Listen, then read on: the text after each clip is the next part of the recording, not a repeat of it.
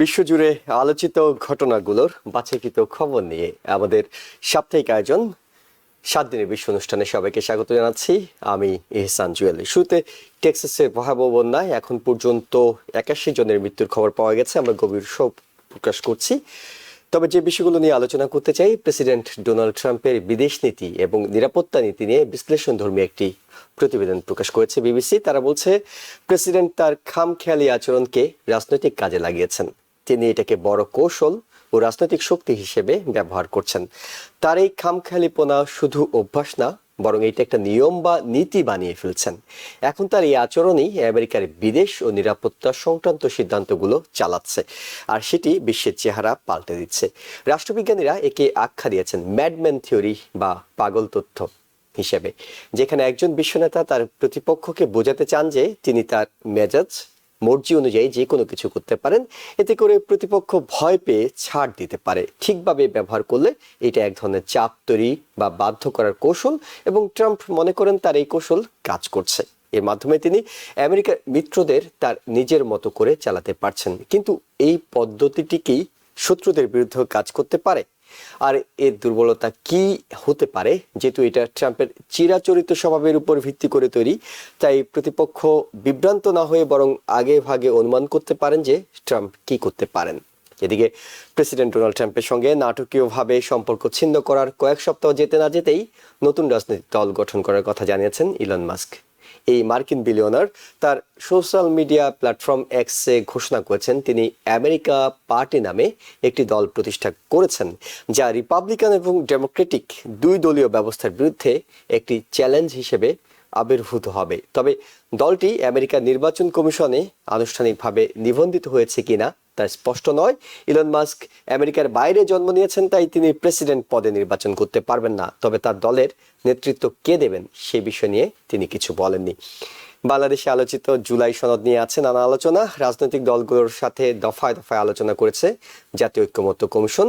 এর ভিত্তিতে জুলাই সনদ কিংবা জুলাই ঘোষণাপত্র হওয়ার কথা রয়েছে। তবে এখনও আনুপাতিক নির্বাচন ব্যবস্থা, জাতীয় সাংবিধানিক কাউন্সিল বা এনসিসি গঠন সহ বেশ কিছু সাংবিধানিক সংস্কার প্রস্তাবে দলগুলোর মধ্যে নানা মতবিরোধ দেখা দিচ্ছে। এসব নিয়ে আলোচনা করব 7 দিনের বিশ্ব অনুষ্ঠানে। সবাইকে আবারও স্বাগত জানাচ্ছি, এবং আমাদের দুই আলোচককে স্বাগত জানাচ্ছি। কলাম লেখক ও প্রাবন্ধিক হাসান ফেরদৌস, এবং আমাদের সাথে আছেন ইউনিভার্সিটি অফ নর্থ ক্যারোলিনার প্রফেসর ডক্টর নাকিবুর রহমান। আপনাদের দুজনকেই স্বাগত। হাসান ফেরদৌস, আপনার কাছে শুরুতে যে বিষয়টি জানতে চাই, বিবিসির ম্যাডম্যান থিওরি, এই আর্টিকেলটি নিশ্চয়ই আপনারও পড়ার সুযোগ হয়েছে। প্রেসিডেন্ট ডোনাল্ড ট্রাম্পকে নিয়ে কি এমন আসলে তিনি করছেন যে এটিকে আসলে থিওরিগতভাবে একাডেমিক্যালি আলোচনা করা হচ্ছে যে তিনি আসলে পুরো বিশ্বের বিশ্বনীতি পরিবর্তন করে দিচ্ছেন, এবং সেটি পরিবর্তন করছেন ব্যক্তিগত খেয়াল খুশি কিংবা মর্জি মতো। আপনার কাছে কি মনে হয় এই থিওরি সম্পর্কে? ধন্যবাদ জুহেল। নকি ভাই, সালাম আলাইকুম। আসসালামু আলাইকুম। আমি আজকে শিখেছি যে সঠিক বলতে হবে, সালাম আলাইকুম নয়, বলতে হবে আসসালামু আলাইকুম। বলে সেটা আমি সবাইকে জানাচ্ছি। পৃথিবীতে এই প্রথম এক্সাম্পল নন, ট্রাম্প সাহেব প্রথম এক্সাম্পল নন যিনি উন্মাদ তত্ত্বকে ব্যবহার করেছে নিজের পলিটিক্যাল অ্যাডভান্টেজে।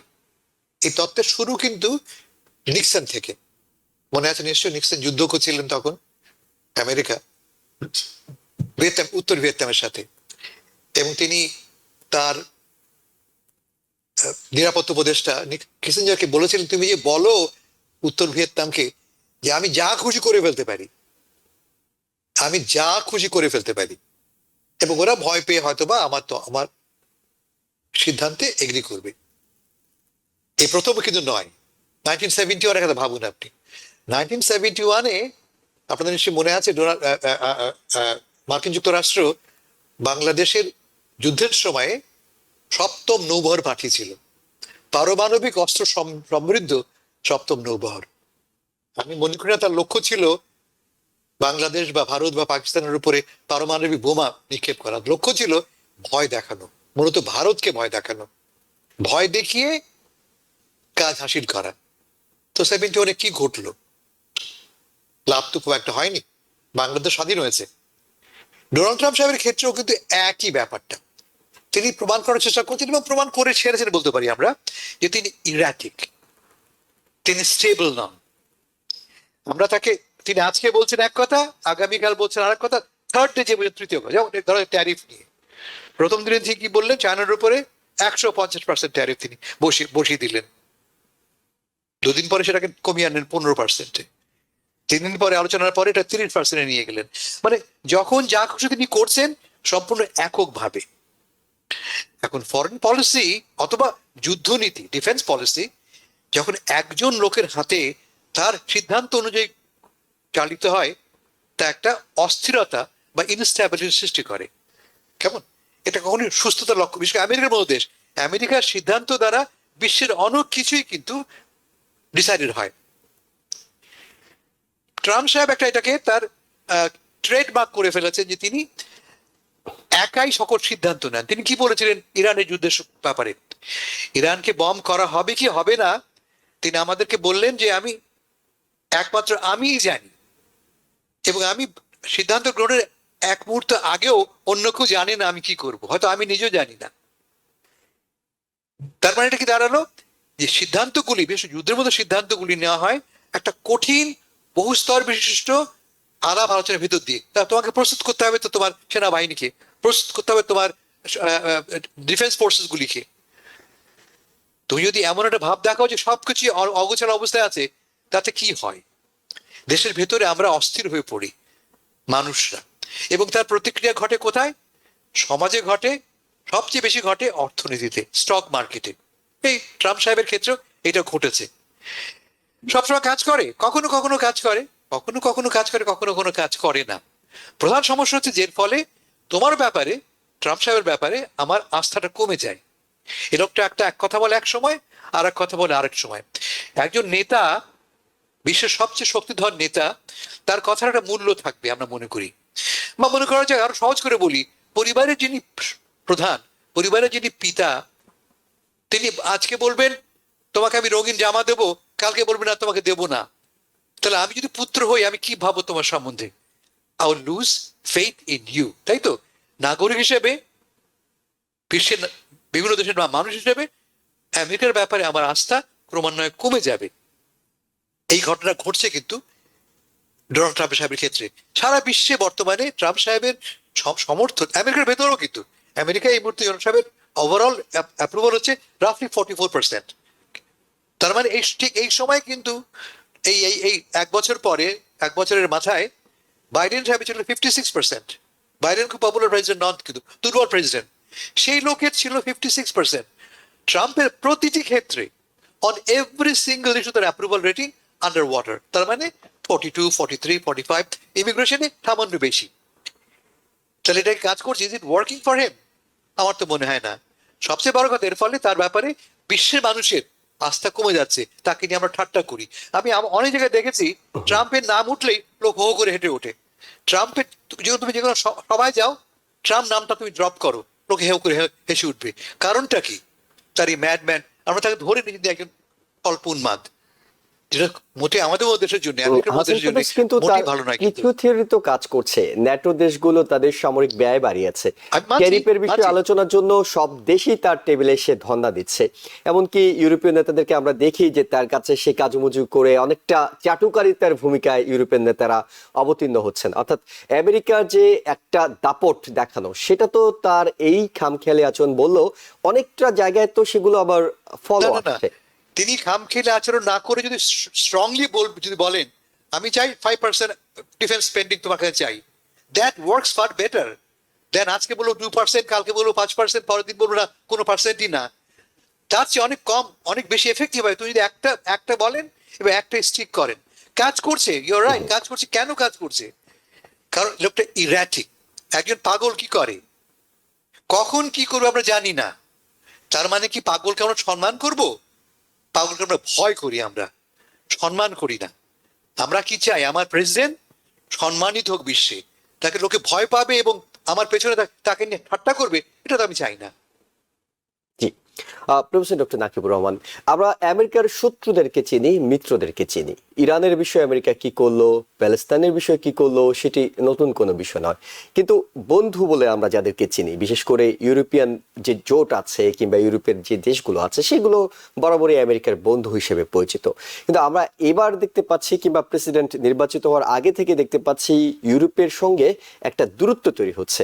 এমনকি আপনি যদি দেখে থাকেন যে হোয়াইট হাউস থেকে যে টেক্সটগুলো সাম্প্রতিক সময় লিক হয়েছে, সেখানে পিট হেগসেট কি ভাষায় ইউরোপ নিয়ে কথা বলছিলেন।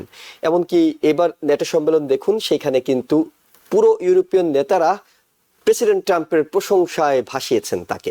অর্থাৎ ইউরোপের সঙ্গে এই সম্পর্কটা শুরু থেকে আলোচনা আসছে যে আসলে কোথায় গিয়ে দাঁড়াচ্ছে আমেরিকার সঙ্গে। তারা কি আমেরিকাকে বাদ দিয়ে নিজেদের আত্মনির্ভরশীলতার বিষয়গুলো নিয়ে ভবিষ্যতে ভাবতে শুরু করেছেন? এর মধ্যেই শুরু করেছেন, হয়তো প্রকাশ করছেন না, নাকি আসলে আমেরিকা তার বন্ধু হারিয়ে ফেলছে বলে আপনার কাছে মনে হয় সাম্প্রতিক প্রেসিডেন্টের আচরণগুলোতে? অনেক ধন্যবাদ জুয়েল ভাই। হাসান ফেরদৌস ভাই খুব সুন্দর করে আলোচনা করেছেন, এবং আপনি যে লাস্ট কোশ্চেনটা করেছেন এবং হাসান ফেরদৌস ভাই একেবারে শেষ যেই আর্গুমেন্টটা দিয়েছে, সেখান থেকে আমি শুরু করতে চাই যে আমরা যদি, আপনি যেটা বলছেন যে ইউরোপ নতুন করে চিন্তা করছে কিনা, অবশ্যই চিন্তা করছে। আমরা যদি দেখি যে ইউক্রেনের প্রেসিডেন্ট জেলেনস্কির সাথে ডোনাল্ড ট্রাম্পের যে একটা মানে অলমোস্ট ক্র্যাশ হয়ে গেল হোয়াইট হাউসে, তার পরিপ্রেক্ষিতে আমরা কিন্তু দেখেছি যে ইউরোপ কিন্তু আমেরিকাকে বাদ দিয়েই নিজেদের মতো করে চিন্তা করা শুরু করেছেন। এবং সাথে সাথে যদি আমি হাসান ফেরদৌস ভাই যে কথাটা বললেন যে আমেরিকার মোরাল লিডারশিপের কথা, আমেরিকা পৃথিবীতে অবশ্যই মানুষ, অন্য অন্য দেশগুলা আমেরিকাকে শ্রদ্ধা করে, সম্মান করে, এবং এই দুইটার কিন্তু, এবং ভয়ও করে, এই দুইটার একটা কিন্তু কম্বিনেশনটা, এই মিক্সটা কিন্তু খুব ইম্পর্টেন্ট। যে আপনাকে যদি শুধুমাত্র কেউ ভয় করে, এই ভয়টা করে কোনো একটা ঘটনা কিংবা কোনো একটা কনসিকুয়েন্সের প্রেক্ষিতে, এবং ওই কনসিকুয়েন্সটা যদি আস্তে আস্তে মিনিমাইজড হয়ে যায়, তখন কিন্তু আর এই ভয়টা থাকে না, তখন ওই রেসপেক্টটাও থাকে না। সুতরাং রেসপেক্ট এবং ভয়ের একটা মিক্স কিন্তু খুব জরুরি, এবং এই জায়গাটাতেই মোরাল লিডারশিপের প্রয়োজন। এবং আমি বারবারই বলি, এবং আই স্ট্যান্ড বাই দ্যাট, যে আমেরিকা পৃথিবীকে ডমিনেট করছে শুধুমাত্র আমেরিকার সামরিক শক্তির কারণে না। আমেরিকার B-2 এয়ারক্রাফট আছে, পারমাণবিক বোমা সবচেয়ে বেশি আছে, এই কারণে পৃথিবীতে সবাই আমেরিকাকে সম্মান করে। হ্যাঁ, ভয় পেতে পারে, কিন্তু সম্মান করে, এটা কিন্তু আমি মানতে রাজি না। বরং ইতিহাস বলে যে আমেরিকাকে পৃথিবীর অন্য সবাই সম্মান করে আমেরিকার সায়েন্স এবং টেকনোলজিতে একচ্ছত্র আধিপত্যের জন্য। এবং সেই জায়গাটাতে যখনই আমেরিকার আধিপত্য এবং শ্রেষ্ঠত্ব কম্প্রোমাইজড হয়ে যাবে, তখন কিন্তু আমেরিকার সেই সম্মানটা আর থাকবে না। হয়তো ভয়টা থাকবে, কিন্তু ভয় পাইয়ে জোর করে, ম্যাডম্যান থিওরি যেটা সাজেস্ট করে যে আপনি ইরোটিক, আপনি আমাকে অপমান করে ফেলতে পারেন, আপনি আমাকে বেইজ্জত করতে পারেন, আপনি আমাকে আঘাত করতে পারেন, এই জন্য আপনাকে আমি মানে আপনার থেকে আমি একটা নিরাপদ দূরত্ব বজায় রাখছি, আপনার কিছু প্রশংসাও করছি, কিন্তু দ্যাট ডাজন্ট মিন যে আমি আপনাকে শ্রদ্ধা করি। সো এই বিষয়টা কিন্তু খুব ইম্পর্টেন্ট। এবং ম্যাডম্যান থিওরির অনেক লিমিটেশন আছে। ডেফিনেটলি ট্রাম্প এবং নিক্সনের ম্যাডম্যান থিওরির মধ্যে যে এক্সিবিশনটা আমরা দেখছি, দুটোর মধ্যে কিন্তু একটু পার্থক্য আছে। নিক্সনের যেই ভয় দেখানো, ইররেশনাল বিহেভিয়ারের যে বিষয়গুলা, এগুলো কিন্তু অনেকটা ক্যালকুলেটেড। কিন্তু ট্রাম্পের ক্ষেত্রে আমরা যেটা দেখছি, এটা কিন্তু খুব বেশি ইরাটিক, এবং it has more to do with personality than anything else. আমি মনে করি যে এখানে ট্রাম্পের যে ব্যবহারটা, ট্রাম্পের যে বিহেভিয়ারাল ট্রেট, এটার সাথে ডেফিনেটলি ম্যাডম্যান থিওরির কিছুটা মিল আমরা পাই, নিক্সনের সাথে কিছুটা সেই নর্থ ভিয়েতনাম ওয়ারের তিনি যেই পলিসিগুলো নিয়েছিলেন তার সাথে কিছুটা মিল পাই। কিন্তু আমার কাছে কেন যেন মনে হয় যে ট্রাম্পের এই আচরণগুলোর সাথে শক অ্যান্ড অ একটা যে থিওরি আছে, এটারও কিছুটা কিন্তু মিল আছে। যে শক অ্যান্ড অর যেই মূল বক্তব্য কিংবা কনসেপ্ট, সেটা হলো যে এত বেশি শক্তির ডিসপ্লে করা যে অপোনেন্টরা প্যারালাইজ হয়ে যায়, যে তারা কোনো কিছু করতে পারে না, দে বিকাম অড, যে কি করবে। এবং আমরা যদি দেখি ট্রাম্পের সিদ্ধান্তগুলো, যে তিনি একটার পর একটা he gets blitz of executive order, প্রায় শখানেক এক্সিকিউটিভ অর্ডার তিনি সাইন করে ফেলেছেন, ইমিগ্রেশন নিয়ে, অর্থনীতি নিয়ে, তারপরে গাজাতে কি বলা যায় বিচ ফ্রন্ট প্রপার্টি করবেন, তারপরে তিনি কানাডার উপরে কানাডাকে তিনি 51তম স্টেট ঘোষণা করবেন, নেটোর ফান্ড বন্ধ করে দিবেন, মানে একটার পর একটা, মানে it's not just one is to, মানে ওভার পাওয়ারিং হয়ে যায় যে ডোনাল্ড ট্রাম্পকে ডেমোক্রেটরা কোন ইস্যুতে তাকে ডিফেন্ড করবে। সো এটা অনেকটা কিন্তু শক অ্যান্ড অর মতো মানে পলিসিটা আমার কাছে মনে হয় যে Donald Trump is using both at the same time, madman theory এবং শক অ্যান্ড অ। কিন্তু এটার যেটা লিমিট সেটা হলো, এই দুইটারই যেটা ডাউন সাইড সেটা হলো যে আমি যেটা বলছিলাম যে আপনার ভয়ের এলিমেন্টটা যদি একটু কমে যায় তখন কিন্তু আপনাকে আর কেউ শ্রদ্ধাও করবে না, আপনার কাছ থেকে ভয়ও পাবে না। এবং that is a very dangerous territory Donald Trump is navigating. কারণ আমরা ডোনাল্ড ট্রাম্পের এই পলিসিগুলার ডোমেস্টিক কিছু মানে ইম্প্যাক্ট রেমিফিকেশন দেখছি।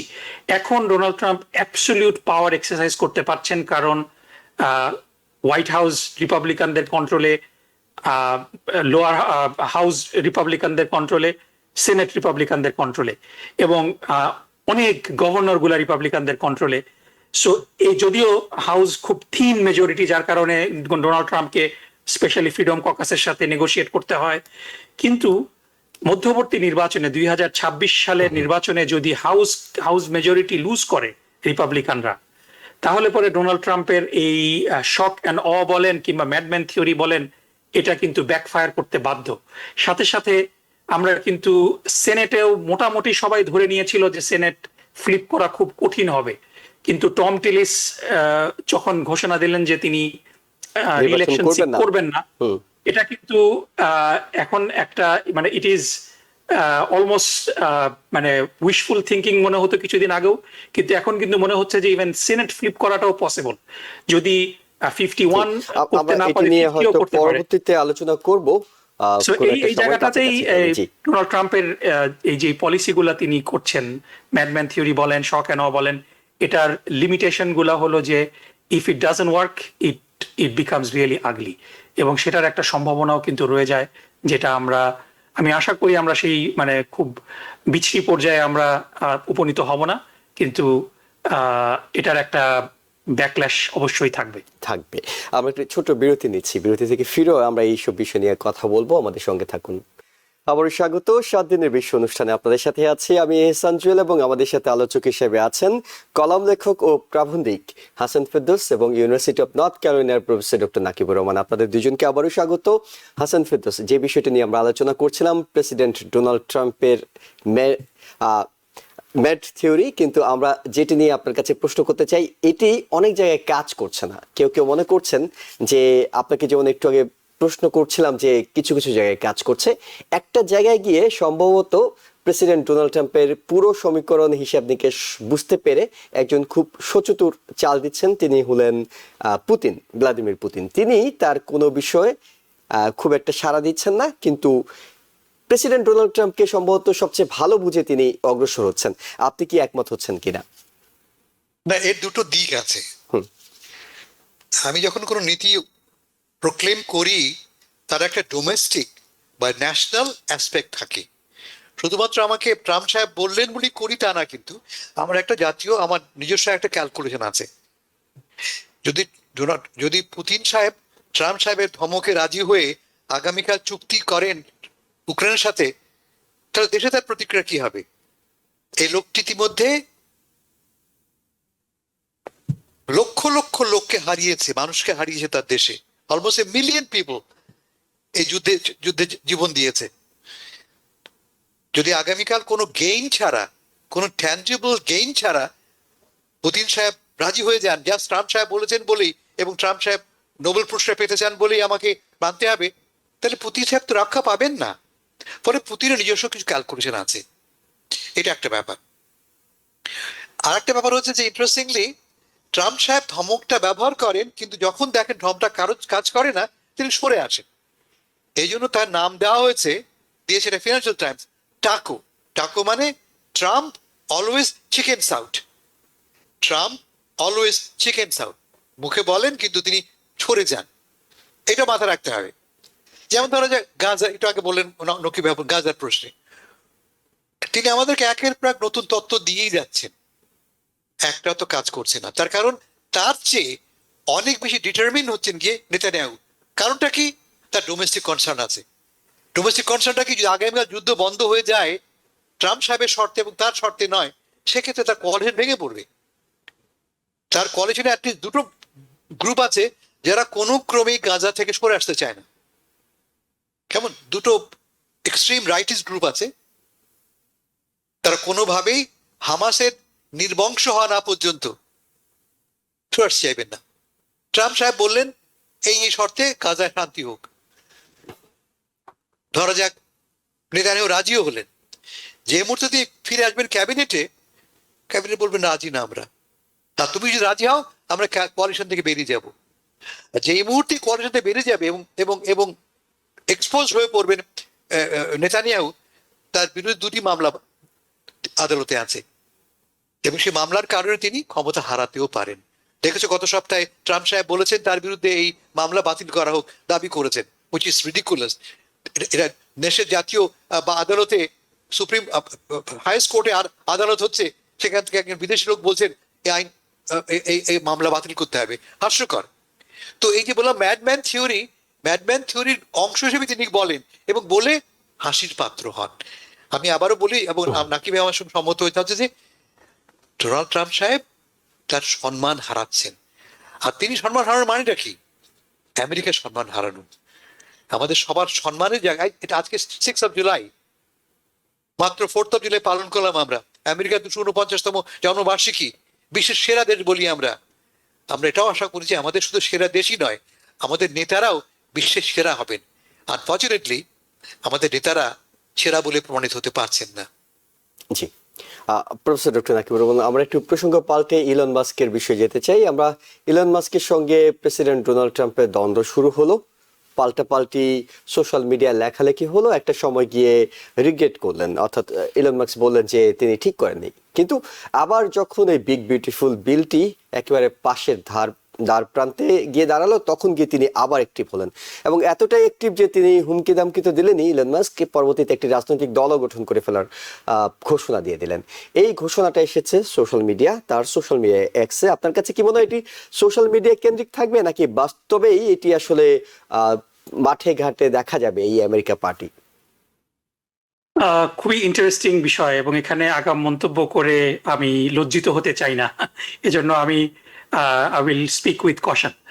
প্রথম কথা হলো যে আমেরিকাতে একটা বাইনারি পলিটিক্স এখানে চলে।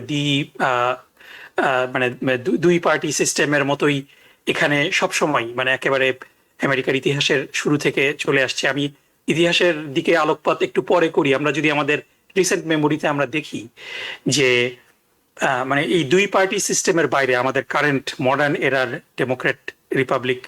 Republican party, Democratic party, Republican party সিস্টেমের বাইরে লিবারেটেরিয়ান পার্টি এবং গ্রিন পার্টি কোনোভাবেই কোনো মানে আস্থাই অর্জন করতে পারে না। মানে দে জাস্ট অ্যাক্ট অ্যাজ স্পয়লার্স। 2016 সালে ডোনাল্ড ট্রাম্প যখন নির্বাচিত হয়েছিলেন, তখন রিপাবলিকান পার্টি এবং ডেমোক্রেটিক পার্টির বাইরে গ্রিন পার্টি এবং লিবারেটেরিয়ান পার্টি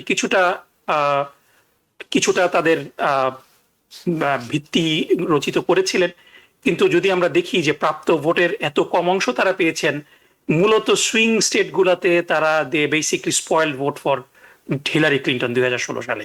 এবং এই বছরও যদি আমরা দেখি যে জিল স্টাইন এবং তার যেই ভাইস প্রেসিডেন্ট ক্যান্ডিডেট, তারা বেশ কিছু জায়গায় তারা 2016 থেকেও কম ভোট পেয়েছেন এবার, যদিও এবার থার্ড পার্টির প্রতি একটা সমর্থনের ইঙ্গিত আমরা দেখছিলাম, কিন্তু বাস্তব ক্ষেত্রে এটা হয়নি। এর বাইরে আমরা যদি ইন্ডিপেন্ডেন্ট ক্যান্ডিডেট দেখি, যে 2016 সালে লাস্ট আমরা দেখেছিলাম শুধুমাত্র একটা স্টেটে, আপনাদের মনে আছে ইউটাতে, যেই ইউটার রিপাবলিকান পার্টি তিনি করতেন, তিনি পরবর্তীতে রিপাবলিকান পার্টির বাইরে গিয়ে ইভান ম্যাকমিলান, তিনি কিন্তু কিছুটা তিনি ভোট পেয়েছিলেন মনে হয় 35% মতো।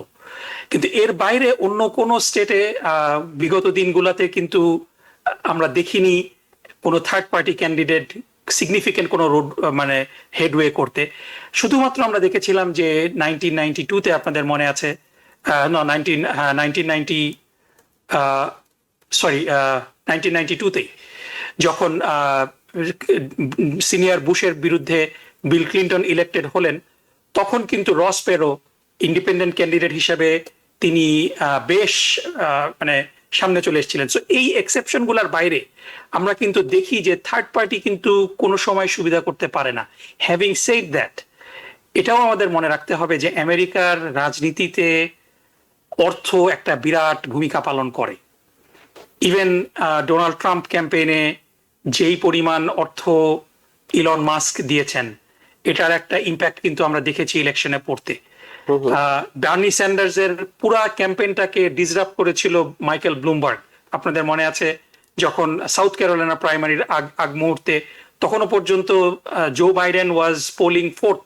তিনি আইওয়া প্রাইমারি এবং নিউ হ্যাম্পশায়ার প্রাইমারিতে তিনি একেবারে ধরাশায়ী হয়ে গিয়েছিলেন। কিন্তু সাউথ ক্যারোলাইনা প্রাইমারির আগ দিয়ে অন্য সমস্ত ক্যান্ডিডেট যখন বার্নি স্যান্ডার্সের বিরুদ্ধে জো বাইডেনকে এন্ডোর্স করলেন জিম ক্লাইবর্নের এন্ডোর্সমেন্টের পরে, এবং সেই সময় Michael Bloomberg was one of the candidate as well. এবং আমি নর্থ ক্যারোলাইনাতে থাকার কারণে আমি দেখেছি যে মানে ব্লুমবার্গের কোনো অস্তিত্ব ছিল না। Just because he spend millions of dollars, he got 10-12% vote. So আমেরিকাতে পয়সা খরচ করার কারণে এটার একটা সিগনিফিক্যান্ট ইম্প্যাক্ট রাজনীতির মধ্যে পড়ে, এবং রিপাবলিকান পার্টির অনেককেই ইনক্লুডিং জেডি ভ্যান্সের জন্য প্রচুর পরিমাণ পয়সা ইলন মাস্ক রেইজ করেছেন। সো যখন ইলন মাস্কের সত্যি সত্যি নতুন পার্টিটা মিড টার্ম ইলেকশনে তিনি লঞ্চ করবেন, তখন এটা দেখা যাবে যে রিপাবলিকান পার্টির বড় বড় যারা প্রভাবশালী কংগ্রেসম্যান সেনেটর, যাদেরকে হিউজ পরিমাণ অর্থ দিয়েছেন, এবং ইলন মাস্ক যে টাকা দিয়েছেন এটা অনেকটা এপ্যাক এবং এনআরএ কে ম্যাচ করে অনেক ক্ষেত্রে, তার থেকে অনেক ক্ষেত্রে তিনি বেশি টাকা দিয়েছেন। সো তাদের ভূমিকাটা কিরকম হয়, এবং এটার কারণে আলটিমেটলি রিপাবলিকান পার্টি ডিভাইডেড হবে নাকি আবার ডেমোক্রেটিক পার্টির কিছু ভোটার ডেমোক্রেটিক পার্টি থেকে সরে গিয়ে ইলন মাস্ককে সমর্থন করেন। তার যে মূল বক্তব্যটা, আমি ব্যক্তি ইলন মাস্কের ব্যাপারে কোনো মন্তব্য করব না, আমি মানে তাকে পছন্দ করি না অপছন্দ করি এই বিতর্কে যাব না। ডেফিনেটলি ডজ করে তিনি বিতর্কিত হয়েছেন, কিন্তু তার যে প্যাশনের জায়গাটা, সেই জায়গাটাকে যদি আমি অ্যাট ফেস ভ্যালু, আমি বলছি at face value, not in reality, at face value যদি আমি নেই, যে তিনি অপচয় কমানো, আমেরিকাকে কান্ট্রি হিসেবে ব্যাংকরাপ্ট যাতে না হয়ে যায়, ডেট লিমিট যাতে না বাড়ে, এই ব্যাপারে তিনি হি ওয়াজ ভেরি প্যাশনেট। এবং ডজে তিনি এটাই করার চেষ্টা করেছিলেন, কিন্তু করেছেন মানে যেভাবে তিনি এটাকে কাজ করেছেন, মানে তিনি অপচয় কমানোর কথা বলেছেন, অনেকেই বলছে যে এটাতে লাভের চেয়ে ক্ষতি বেশি হয়েছে।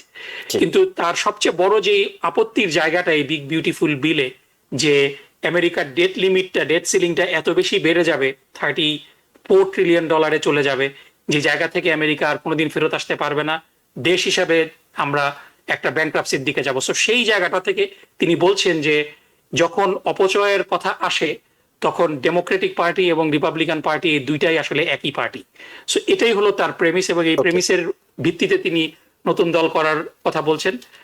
কিন্তু হিস্ট্রি বলে আমেরিকা কিন্তু সবসময়, আমরা যদি দেখি যে একেবারে শুরুর দিকে, আমি এটা বলেই শেষ করছি, যে আমেরিকা কিন্তু সবসময় মানে দুই পার্টি ভিত্তিক সিস্টেম ছিল। একেবারে 1792 থেকে 1824-এ it use to be federalist versus democratic republican, তখন কিন্তু ডেমোক্রেটিক রিপাবলিকান এক ছিল।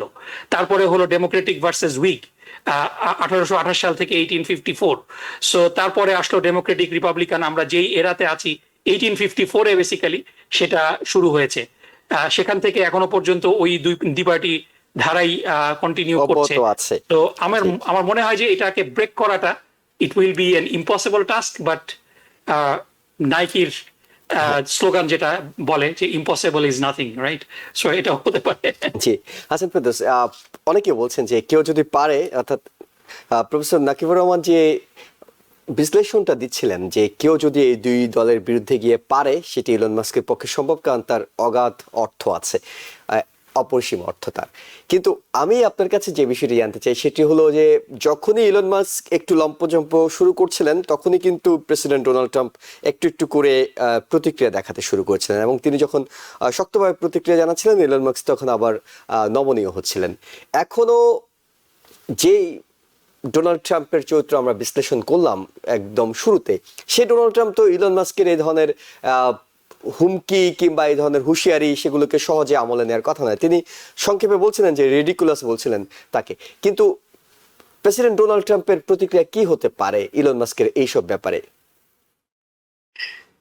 আমি একটু একটু অন্য কথা আগে বলে নিতে হচ্ছে যে জি। মাস্ক সাহেব একটা প্রেস রিলিজ দিয়েছেন, আমি দল করতে যাচ্ছি। হুম হুম। এরকম প্রেস রিলিজ তুমি কালকে দাও, তুমি দল ফর্ম করলে, তার মানে কি তুমি একটা থ্রেট হয়ে দাঁড়ালে ট্রাম্প সাহেবের জন্য বা আমেরিকান টু পার্টি সিস্টেমের জন্য? আমেরিকায় রাফলি প্রায় 250 পলিটিক্যাল পার্টি আছে যারা রেজিস্টার্ড, রাফলি ন্যাশনাল লেভেলে, লোকাল লেভেলে আছেই। আমেরিকায় থার্ড পার্টি হয় না, তার মূল কারণ এখানে প্রতিটি স্টেটের ভিন্ন ভিন্ন নিয়ম আছে কি করে একটি দল ব্যালটে নাম উঠাবে। একটু আগে বললেন মাইকেল ব্লুমবার্গ, তিনি তো পয়সা খরচ করে একটা স্টেটের নাম তিনি ওঠালেন বটে, কিন্তু একটা স্টেটের নাম উঠালে তো তিনি জিতবেন না, তাকে পুরো 50টা স্টেটে বা অধিকাংশ স্টেটের নাম উঠাতে হবে। আর এখানে স্টেটের নিয়মগুলি খুব কড়া। যেমন ধরা যাক নর্থ ক্যারোলিনায়, নর্থ ক্যারোলিনা যদি তোমাকে দল গঠন করতে হয় এবং কম্পিট করতে হয় নির্বাচনে, তোমাকে ইলেক্টরের 1% সমর্থন দেখাতে হবে, সিগনেচার সংগ্রহ করতে হবে। নিউ ইয়র্কে, আলাস্কাতে অলমোস্ট 3% তোমাকে দেখাতে হবে যে তোমার সমর্থন আছে। only then can you be registered to be on the ballot. Ballot না উঠলে তুমি তো একটা দল কাগজে মাত্র আছো। এখন ইলন মাস্ক সাহেব কি কাগজের বাইরে সত্যিকারের দলে উঠতে পারবেন? মাথায় রাখতে হবে দল হওয়া মানে আমার ফিল্ড গেম থাকা, মাঠে আমার স্ট্রাকচার থাকা, আমার সমর্থক থাকা, আমার নেতৃত্ব থাকা। তার কিচ্ছুই নেই। হতে পারে, হতে পারে, ইম্পসিবল না, তার টাকা আছে, নকি ভাই বলেছে টাকা আছে, বাট টাকা is not the only factor. তার একটা কারণ থাকতে হবে। মাস্ক সাহেব যে তত্ত্ব, যে আইডিওলজি ফলো করছেন, তা কি significantly different from the Republican party main stream? তিনি কি ড্রামাটিক নতুন কথা কিছু বলছেন? যেমন মামদানি বলছেন as a socialist in new York city, অথবা মনে করা যাক আমাদের বার্নি স্যান্ডার্স বলছেন ডেমোক্রেট পার্টির ভেতর থেকে, ড্রামাটিক্যালি অথবা significantly different from the main stream political party. So potential তার আছে to become a movement, to become a movement within the political party. পার্টির ভেতরে মুভমেন্ট হওয়ার ক্ষমতা তাদের মধ্যে আছে। তোমার প্রশ্ন ছিল ট্রাম্প সাহেবের, আমি ব্যক্তিগত ইন্টারপ্রিটেশন, ট্রাম্প সাহেবের চোখে ইলন মাস্ক হচ্ছে তার ওয়েওয়ার্ড সান, তার বিপদগামী পুত্র। তাকে তিনি খুব ভালোবাসেন, এতটাই ভালোবাসেন যে তার জন্য তিনি শুধু তাকে খুশি করবার জন্য দক্ষিণ আফ্রিকা থেকে একদল লোককে নিয়ে এসছেন ইমিগ্রেন্ট করে। তিনি যেখানে ব্যস্ত সবাইকে দেশ থেকে বার করতে, শুধু তাকে খুশি করবার জন্য দক্ষিণ আফ্রিকার হোয়াইট আফ্রিকানরা তিনি নিয়ে এসছেন এবং এখানে সেটেল করা, শুধু তাকে খুশি করবার জন্য। তিনি এই তাদের এই ফল আউট হওয়ার আগে 2 দিন আগে হোয়াইট হাউসে মাস্ক সাহেব একখানা লাল গাড়ি নিয়ে বলছেন অসম্ভব সুন্দর গাড়ি, সবাই কেনো। কেমন? হঠাৎ কি ঘটলো? মূল কারণটা মাথায় রাখতে হবে। যেই বাজেটটা পাশ হয়েছে, যে বাজেটটা পাশ হয়েছে, সেই বাজেটে একটা এলিমেন্ট হচ্ছে এই যে এতে ইলেকট্রিক ভেহিকেলের জন্য যে রিবেট ছিল সিগনিফিকেন্ট, 8, 10, 12 হাজার টাকার রিবেট পাওয়া যেত এই গাড়ি কিনবার জন্য, রিবেটটা তুলে নেওয়া হচ্ছে। কারণ এই পুরো বাজেটটাই ক্লাইমেট চেঞ্জের যে প্রভিশনগুলি বাইডেন সভায় হয়েছিল তার বিরুদ্ধে গেছে। কেমন?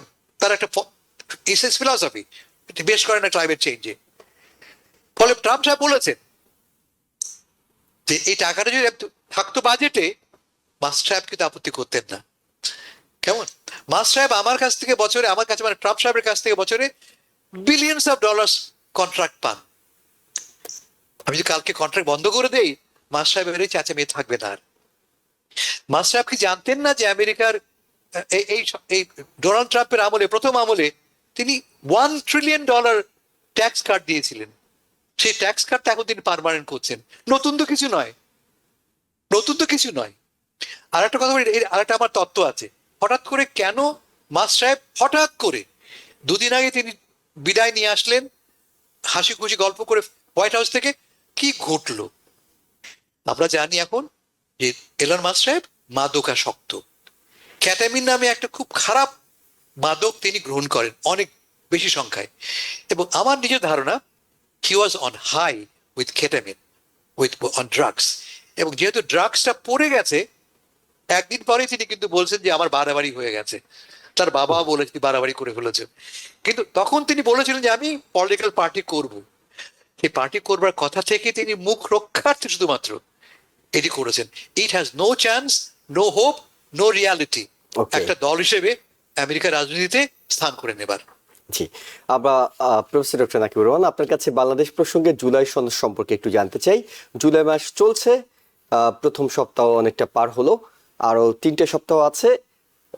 রাজনৈতিক দলগুলোর মধ্যে এখনো অনেক বিষয়ে মত পার্থক্য দেখা যাচ্ছে। জুলাই সনদ যেটি অনেকের দাবি ছিল এবং এটি জুলাই মাসে কার্যকর করার কিংবা ঘোষণা দেওয়ার কথা ছিল, এটি এখন পর্যন্ত যতটুকু আপডেট আপনার কাছে কি মনে হয়, সংক্ষেপে শুনবো যে এটি কতটা বাস্তবায়ন হবে কিংবা কতটা ঘোষণাপত্র দেওয়া সম্ভব হবে? জি, অনেক ধন্যবাদ। সবাই অনেকের মতো আমিও আশা করেছিলাম যে জুলাই এত রক্তক্ষরণের পরে রাজনৈতিক দলগুলা নিজেদের মধ্যে অবশ্যই প্রত্যেকটা রাজনৈতিক দলের রাজনৈতিক উদ্দেশ্য, রাজনৈতিক স্টাইল ভিন্ন, কিন্তু তারপরও দেশের স্বার্থে মৌলিক কিছু বিষয়ে অধিকাংশ রাজনৈতিক দলই একমত হবেন। আমরা যেটা দেখেছি যে প্রফেসর মোহাম্মদ ইউনূস সাহেব 11টা কমিশন তৈরি করেছিলেন এবং 11টা কমিশনের বিভিন্ন প্রস্তাব এসেছে। মোট আমি যদি ভুল না করে থাকি তাহলে মোস্ট প্রবাবলি 166টা জি, প্রস্তাব 166টি প্রস্তাব এসেছে। এসেছে। হ্যাঁ। সো এই 166টা প্রস্তাবের মধ্যে কিন্তু অধিকাংশ প্রস্তাব নিয়েই রাজনৈতিক সবগুলো রাজনৈতিক দলের মধ্যেই একটা কনসেনসাস আছে। প্রায় 80টি মতামতের ব্যাপারে, প্রস্তাবের ব্যাপারে কিন্তু কনসেনসাস আছে। কিন্তু কিছু কিছু জায়গায় একেবারে মৌলিক কিছু পার্থক্য দেখা যাচ্ছে। মনে হয় 20টার মতো জায়গায় মৌলিক কিছু অবস্থানের ভিন্নতা দেখা যাচ্ছে রাজনৈতিক দলগুলোর মধ্যে। এই ঐক্যমত কমিশনের ডক্টর আলী রিয়াজ সাহেবের নেতৃত্বে যেই নেগোসিয়েশনটা হচ্ছে অলমোস্ট প্রতিদিনই, সেখানে আলোচনার মাধ্যমে কিন্তু এই 20টার মধ্যে 5টা বিষয়ে রাজনৈতিক দলগুলা কাছাকাছি এসেছে। সুতরাং আমি যেটা মনে করি ব্যক্তিগতভাবে যে সব বিষয়ে সবাই একমত হবে এটা জরুরি না, কিন্তু যেই বিষয়গুলাতে সবাই একমত হয়েছে সেই বিষয়গুলার ব্যাপারে যদি একটা ডিক্লারেশন জাতির সামনে আসে, এবং এই ডিক্লারেশনের একটা ফেস ভ্যালু আছে, যদিও অনেকেই স্কেপটিক। আমরা এর আগেও দেখেছিলাম একটা সিমিলার ঘটনা, যদিও সেটাকে ওইভাবে ঘোষণাপত্র বলা হয়নি।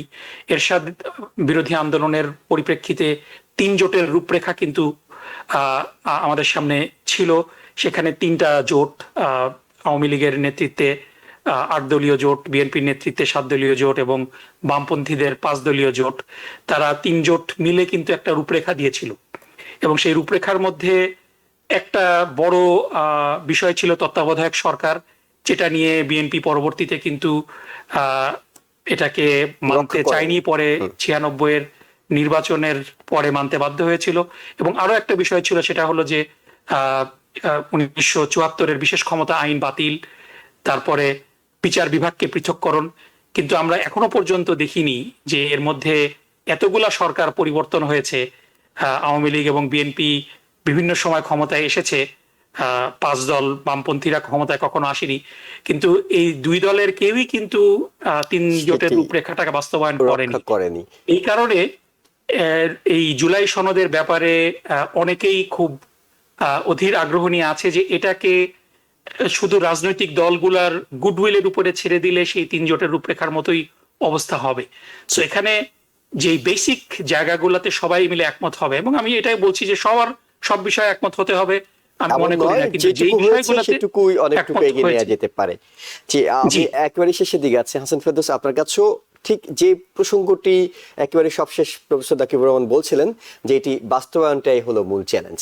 আমি আপনার কাছে জানতে চাইবো, জুলাই সনদের ক্ষেত্রে কি কাজের গরু শুধুই কেতাবে থাকবে, না গোয়ালেও গরু পাওয়া যাবে? অর্থাৎ এটি শেষ পর্যন্ত বাস্তবায়ন করতে রাজনৈতিক দলগুলো ঐক্যমত কতটা আসলে বাংলাদেশের পরিপ্রেক্ষিতে ফল বয়ে আনবে? আমি তো মনে করি দিই যে আওয়ামী লীগ ক্ষমতাচ্যুত হলো, যাকে স্বৈরাচার বলছি আমরা, তারাও কিন্তু একটা পরিবর্তনের সনদ দিয়েছিল। যদি কেউ পড়ে থাকো তাদের সব ভালো ভালো কথা। যে দিন বদলের সনদ নাম ছিল, দিন বদলের সনদ। কেমন না, দিন বদলের সনদ তারা দিয়েছিল। এবং সেখানে বিচার ব্যবস্থার স্বাধীনতা, প্রেস ফ্রিডম, গণতন্ত্র, ভোটাধিকার, যে সমস্ত অভিযোগ এখন করছি আমরা, প্রত্যেকটি সেখানে বলা আছে। কিন্তু এটি কেবলই বাদ কি বাদ, তার একটিও তারা পালন করেনি। এখন যে আগামীকাল আমরা সব দলই, নকিব ভাই বলছেন যে সব দরকার নেই, অল্প কিছু হলে চলবে, ঠিক আছে, সব দল সব বিষয়ে একমত হলো, এটাকে এনফোর্স করবে কি, এটাকে বাস্তবায়ন করবে কি? যতক্ষণ না পর্যন্ত এর বাস্তবায়ন প্রক্রিয়াটা নিশ্চিত হবে, ততক্ষণ পর্যন্ত বাদ কি বাদ মাত্র। এটা একটা মরাল, একটা ডিক্লারেশন মাত্র, একটা ঘোষণা মাত্র। আমি একটা সংগঠনে কাজ করতাম, জাতিসংঘ, তার একটা সনদ আছে, সমস্ত দেশ মিলে সনদে স্বাক্ষর করলো, চার্টার করলো। তার একটা শর্ত কি আছে, যে অন্য কোনো দেশকে আক্রমণ করব না। এই সংসদের একটা পার্মানেন্ট মেম্বার হচ্ছে রাশিয়া, আক্রমণ করে বসলো দুর্বল ইউক্রেনকে। আর এক মেম্বার হচ্ছে মার্কিন যুক্তরাষ্ট্র, 30,000 পাউন্ডের বোমা নিয়ে আক্রমণ করে বসলো ইরানকে, যে ইরান তাকে ধমকও দেয়নি পর্যন্ত। তার মানে এই সনদ স্বাক্ষর করাটা শুধুমাত্র বাদ কি বাদ। আসল জোরটা কোথায়?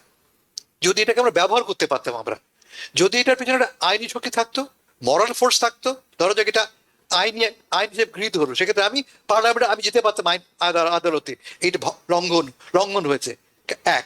আর 2 নম্বর, যদি সমস্ত দেশ জুড়ে আমরা আন্দোলন করি, বলি এই যে চার্টারটা হয়েছে, এই চার্টারটা আমাদের স্বপ্নের, আমাদের আকাঙ্ক্ষার প্রতিফলন, then it will carry some weight, otherwise it will be nothing.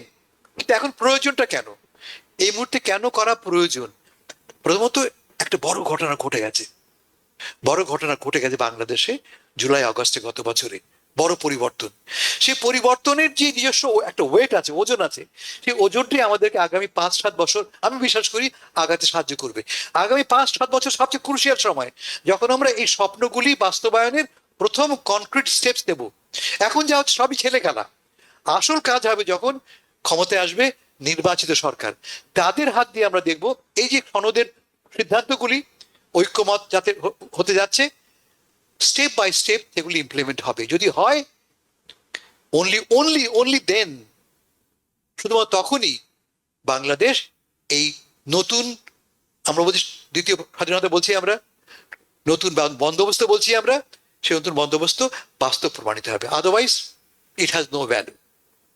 জি, এবং এই ক্ষেত্রে এই সনদটি অনেক গুরুত্বপূর্ণ ভূমিকা রাখবে। অর্থাৎ যদি এখন সাইন করে রাজনৈতিক দলগুলো একমত হয়, পরবর্তীতে অন্তত এইটির উপর ভিত্তি করে যারা সমালোচনা করবেন কিংবা যারা বলবেন যে আপনারা তো এটি করেননি, অর্থাৎ জবাবদিহিতার একটা জায়গা তৈরি হলো। এখন কতটা আসলে সেটা বাংলাদেশের, আমি তোমাকে এক্সাম্পল দিলাম, জাতিসংঘের সনদ সাইন করে এসছে, মানছি না, আমি না মানি, আমাকে তুই বাধ্য করবে কি করে? মেকানিজমটা কি আমাকে বাধ্য করার? There must be a mechanism, otherwise it is just statement একটা। আওয়ামী লীগ 2012 সালে পরিবর্তনের দিন বদলের সনদ দিল, সবগুলি একের পর ভঙ্গ করলো, তো কি হয়েছে? How do you force Awami League? তারপরে আমাদের আবারও রাস্তা নামতে হবে, আবারও আন্দোলন করতে হবে। বলে খুব জরুরি হচ্ছে দুটো দিক, এক পাবলিক প্রেশার, আর 2 নম্বর এর মধ্যে একটা আইনি প্রক্রিয়া। Otherwise it will not have the weight, ওজন থাকবে না এর বাস্তবায়নের। অনেক ধন্যবাদ আপনাদের দুজনকে, প্রফেসর ডক্টর নাকিবুর রহমান এবং হাসান ফেরদৌস, আপনাদের মূল্যবান মতামত এবং সময়ের জন্য। একই সঙ্গে দর্শক যারা দেখছিলেন সবাইকে ধন্যবাদ জানিয়ে শেষ করছি আজকের মতো। আগামী রবিবার রাত 10টায় আবারও 7 দিনের বিশ্ব অনুষ্ঠান দেখার আমন্ত্রণ জানিয়ে শেষ করছি। ভালো থাকবেন। TBN 24 টেলিভিশন দেখতে আজই কল করুন 7187776556। লগ ইন করুন www.totalcablebd.com। নিউ ইয়র্ক থেকে সম্প্রচারিত TBN 24 টেলিভিশন বিশ্বজুড়ে বাঙালির কণ্ঠস্বর।